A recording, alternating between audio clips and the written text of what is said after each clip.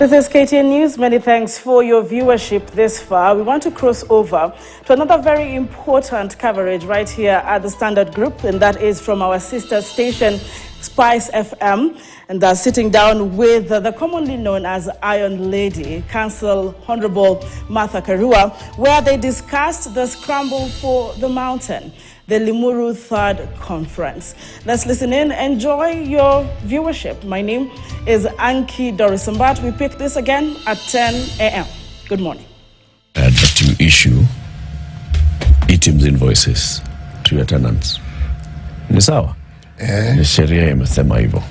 How do you get onto the items invoice? Now you can do that by ecitizen.kra.go.ke. ecitizen.kra.go.ke. Go, log in. If you're not registered for items, register. It's simple, but it's simple steps, straightforward steps. County Kirinyaga. And it's very simple. Temperatures are heating. And you generate the items invoice and you send it. And you don't go to we are near the forest, so don't it's go bad. to the show with this mother, please. No, we know how to keep warm, but it's brutal. Hey, it's cold. It's very cold, but good to see you. Nice to see Karibu you. sana. Yeah, thank you. City has the day's proverb. This week, the proverbs are from the Republic of Kenya. Okay. Whose president is? Doctor.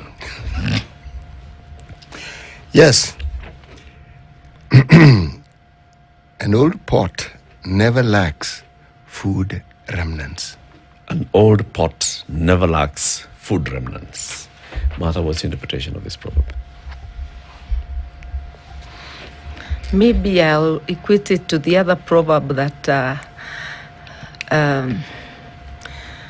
the water will never leave out an old stone, meaning water will pass over.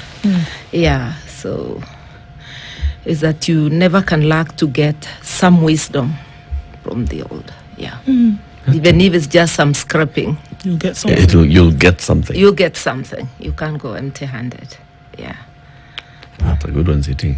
Write it down. Write it down. Next time you can say Proverbs from Kenya. Yes. And you add that one. And then you say, I being an old stone.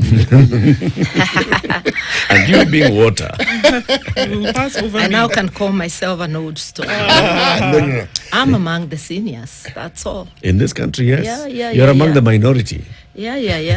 Indeed. The majority are younger seniors, ages. yeah. Karibu sana, Martha. We've gotten there, haven't we? Bwana. Yes. You know, one moment you take exception to being called mzee. Yeah. Then the next moment you realize it's actually true. Mzee, unaangalia, then you realize I'm one of you. It's me that's talking. I've now started telling my age mates that, look, that's us. Yeah. We are the ones. Yeah. A lot is happening in the country, Martha. Before we come into the conversation about Limuru 3, okay? There is, of course, the ongoing disaster, the floods. Yeah. It's left devastation. People are dead. People have been marooned in waters. People have been displaced. People have lost their loved ones. They have lost their livelihoods. All their belongings swept away by the floods. A message on that? I think one of the things to observe, we are all saddened that we've lost Kenyans, that so many are suffering after the ravages of the floods. And that actually emphasizes how poorly the current administration has handled the response. There are two standards for the Ruto administration: how they'll handle the uppity areas and how they'll handle the rest of the country. So there'll be no demolitions in Runda, in the areas that are underwater. But in Mathare and other low-income areas, you demolish. You even don't care to check who is in. As a result, 2 people are dead. You also tell those who are along the riverine, in informal settlements, to move. When there's disaster, you evacuate. Those people don't know where to go and have nowhere to go. So, as an administration that is responsible, you evacuate them and look for temporary shelter. And because the administration looks like it's run out of ideas, we are suggesting to them, You have affordable housing built on taxes collected from us, forcibly, because majority of Kenyans didn't want the affordable housing, didn't want the housing levy. You've collected from us by force of the law. Please, and you've built them on public land. Can you evacuate these people in Nairobi and in any other county to the affordable housing? If they are not ready, look for temporary shelters, but they should go to affordable housing free of charge, because you are helping disaster victims. We do not even understand why they want to sell the affordable housing at prices that are lower, that are higher than those of the Chinese Great Wall apartments, which are built commercially. So, for starters, let us alleviate the suffering of those who've lost their houses and property in the affordable housing scheme. 10,000 is way too little. And we are asking this be done in our name and by our taxes, not from any deep pocket of a politician. It's a Kenyan taxpayers' money. Kenyan taxpayers. Anybody else wanting to give, that is over and above. Iwe ni bakshishi. Yeah. I saw you yesterday with a group of people from Mathare. Yeah. And what was happening? Indeed, thank you for reminding me that. The Mathare Social Justice Center in the Mathare community had declared 3 days of peaceful demonstrations. That was yesterday, today, and Friday, to express their displeasure, among other things, the poor response to the victims of the flood. Yesterday, the information I got is that 26 persons were arrested in the offices of the Mathare Social Justice Center. They were not even out demonstrating. They were holding an education workshop inside the offices. Among the 26 is a young lady who came from the States a few days ago and who had come to deliver a message to the Social Justice Center. So it was members of the Social Justice Center plus guests who had come in who were arrested. So when I was called and I was on my way home, I received a distress call. I decided to personally pass the Pangani police station. The OCS was not in. The deputy was in. He said, I wanted to ask for them to be released on bond.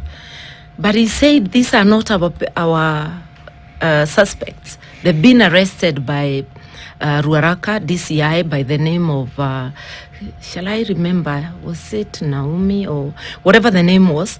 They said it's Ruaraka DCI. I told him to call her or give me the number. He called. They spoke. She declined to speak to me, but she said she has no authority to release them, according now to what was being relayed, and I could hear over here, that the matter belongs to the regional commander, one Bungei. I asked for his number, they wouldn't give. We checked the OB, I got the OB extract, but not stating the charges, just saying that they were arrested at this and this time. So I went home and left them, and I believe this morning they are being taken to court. I just don't know how you incite while you are seated in your offices, and what would you incite, because a lawful protest is not a criminal offense. So this administration has criminalized dissent. All they were doing is express that they are not satisfied with how they've been handled during this season. Yeah. Okay. We'll follow up and get the updates of what happens. I'm sure it'll come up in the news later on in the day. And also, if you get any updates, we'll be happy to receive them from you. Now, let's talk about a meeting that you are involved in organizing. And this is called the Limuru 3 Conference. Now, we've heard about the Limuru conferences. Let's start with the background. What's Limuru 1, Limuru 2, and now Limuru 3? May I say that personally, I did not participate in those two. I'm now participating in Limuru 3. But all of them have something in common. One, bringing the people of Mount Kenya together to forge unity of purpose. And each time was dictated by the times that were there by what was happening at the time. At this moment, we are, again, rooting for strengthening unity of purpose, to be able to look at the issues of common interest, because even among siblings in a house, not all issues will be of common interest. Yeah, so to tackle issues of common interest and to support one another and to strengthen our unity. And we believe that by strengthening our unity, we are contributing to a strong Kenya and the unity of Kenyans. And we believe any other community doing that, and almost every community, every block is doing that. We are not the first, we will not be the last. But whenever Mount Kenya says they are meeting, it raises temperatures. We need somebody to tell us why. The first time they met, what were the prevailing circumstances that led the people of Mount Kenya to meet in Limuru? I cannot be a spokesperson for the two meetings because I didn't participate in them. But I know largely the agenda was unity of purpose. Okay? Yeah. This time, what's the prevailing circumstance now that makes you as a Mount Kenya leader to say, let's come together? The hardships every Kenyan is going through. When I came into this studio, you were talking, you had something from KRA, which I believe you're doing on behalf of KRA, about the taxes, we would have said for landlords. But now from that conversation, it's a tax on the tenant. Because if the notice is going to be issued to the tenant, if the invoice is going to be issued to the tenant, you can see now the tax has passed on to the tenant, who already is oppressed, because Kenyans are oppressed. There is punitive regime of taxation. Taxation should never be punitive. It should look at the circumstances, the prevailing circumstances. And I think economically, everybody, even the middle class, are feeling it. And if the middle class are feeling it, it means the vulnerable are feeling it and are almost paralyzed by it. So this is not a time to keep on adding, piling additional taxes. And if you asked about Mount Kenya, look at how taxes are increasing. Mount Kenya is a farming region. It's about agriculture and business, because agriculture brings in business. If you go to Mwea, you see everybody selling rice. You need not be a rice farmer. If you go to Kagio, you'll find people loading bananas onto vehicles and many other produce items. If you go to Meru, it will be the same thing. If you go to Embu, the same thing. So this region is about agriculture and business. We are being slapped with punitive taxes on agriculture items. Look at avocados. Look at macadamia. We've already been paying tax on the cash crops, coffee and tea. Mira currently is being, they are levying a tax at the airport, a miscellaneous tax which nobody knows about. Nobody knows where it's going because it's not documented. You know, $5 or so per kilo. Where is it going? What is happening?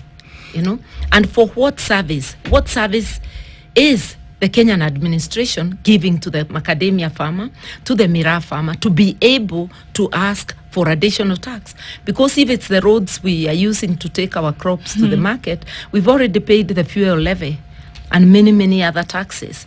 So no taxation without representation. So let's discuss about it, see how collectively to have a pushback. And the meeting for Mount Kenya is actually good for Kenya, because we are not the only ones. We are feeling it, and we want to discuss what is affecting our region. But what is affecting our region is also affecting the rest of Kenya. I guess that was my question as well, Martha, because the thing is then, are we looking at a situation whereby leaders from the Mount Kenya region then are concerned about what is happening in the region? Or are we saying that it is leaders who are concerned about what is happening around the country corporately, or is it a hybrid of the two? It's double. Okay. When you look at what is happening to you, it mirrors what is happening in the country. So it's good for everyone. And we need to look at the things we can do for ourselves and the things we need to pressure the administration about. And this is happening everywhere. When you meet and you're meeting within the liberty given by the Constitution and the laws, you will not go outside the Constitution and the laws. And the strength, I started by saying, the strength of Mount Kenya is the strength of Kenya. The strength of the coast is the strength of Kenya. The strength of the Rift Valley, or specifically the Kalenjin, is the strength of Kenya. The word Kalenjin, there is no tribe called Kalenjin. It's a coming together of people from a certain region, the Rift Valley. Yeah? It's the Nandis, the Kipsigis, the Tugen, and many others, because the gems are in there, and many others. So this is not the first time in this country that people come together and they meet. There are caucuses of those regions. There's a caucus for Mulembe Nation, and it's a good caucus. There's a caucus for Coast MPs, all forging unity. So I don't know why there is so much excitement when the people of the mountain say they are meeting. And for that reason, the administration starts showing signs of developing fear and start branding us tribalists. May I tell them that to begin with, we are several communities just coming under the umbrella of the mountain because of the community of interest. We just like the Kalenjin. So who are the Mount Kenya people? They are from the Mount Kenya people are the people of 8 counties, but we consider our diaspora in other places as also part of it. So it's Mount Kenya and its diaspora. Okay. And I am sure that when any other nation meets, it's also about them and their diaspora wherever they are. Diaspora meaning within Kenya mainly. Yeah. Because we are now using the word diaspora even for Kenya. Yeah. What are those 8 counties? Kiambu? I didn't say 8. What did you say? I didn't say 8. We are in more than 8 counties. More than 8 counties. And I'm not going to draw a map because we have said Mount Kenya and diaspora. So wherever you are in Kenya, you are part of. The gates are open for this meeting. It's the communities around Mount Kenya. And even if you are abroad, you are welcome. Okay, Martha. Yeah. Is it the communities within Mount Kenya? May I say it's the Meru, the Embu, the Tharaka. Yeah. You know, if you are going to counties Tharaka Nithi, then you come down to Kirinyaga, the counties of central Kenya, and then we have people all around many other counties. Okay. Yeah. Nyandarua is included? Nyandarua was part of central Kenya. Okay. Yeah. Is that's I just said in short. Is Nakuru all included? Those counties. Yeah. Let me say that I some have of them said were in Mount Valley, Kenya like Laikipia. and diaspora. Okay. That's what I said, and I'm not going to draw them up. Okay. Because those who are pushing back are saying, all right, we have seen this conversation before. If we just look at Limuru 2 and what came out of Limuru 2, saying that one of the after very many conversations, and there are many things that were said after Limuru 2, one that stood out in the news was that, we need to have a leader who forges our issues and takes them to the national front and the national stage, and this is going to be Uhuru Kenyatta. That was a resolution of Limuru 2. Because I saw the resolutions and I've seen them. This time round, there is no election. If you remember, Limuru 2 was held close to the 2013 election. Yes. You can't start naming candidates or, so early. In the sense, you've got to give the people of the mountain time for everybody's dream to grow. If you went and named in your local area a certain person as the next MCA, that means you have excluded any of those nursing ambitions. You've got the seats that are there in this country is not just the presidency. There are 6 seats. You've got to leave candidates and people to grow themselves organically and then close to the time. So this is not the time. And this meeting, because I'm privy to I'm one of the leaders arranging it. There is nothing about declaring anybody as a leader. Or queen pin, for that matter. I don't know why you only see kings. There could be queens, but not yet. Yeah.